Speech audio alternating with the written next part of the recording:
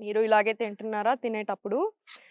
తినేప్పుడు ఎప్పుడైనా సరే TV, phone చూడకూడదు అంటాం. ఎందుకు? బికాజ్ మన డైజెషన్ అనేది digestive fire and parasympathetic nervous system ద్వారా కంట్రోల్ చేయబడుతుంది. సో, మనం ఎప్పుడైతే టీవీ కానీ చూస్తూ యాంగర్ కానియండి, ఎమోషనల్ డిస్టర్బెన్స్ కానియండి, కోపం వచ్చినా, స్ట్రెస్ ఫీల్ అయినా కొంచెం కూడా అది సింపథెటిక్ నర్వస్ సిస్టమ్‌కి చేంజ్ అవుతుందా మోడ్ అంటే ఫైట్ ఆర్ ఫ్లైట్ రెస్పాన్స్ వస్తది. దీనివల్ల blood flow towards your stomach చాలా బ్యాడ్ అవుతుంది. దానివల్ల మనకి డైజెస్టివ్ ఫైర్ కూడా వీకెన్ అవుతుంది. సో, మనకు అస్సలు మంచిది కాదు. దీనివల్ల బ్లోటింగ్, యాసిడిటీ, గ్యాస్ట్రిక్ ఇష్యూస్ వస్తా ఉంటాయి.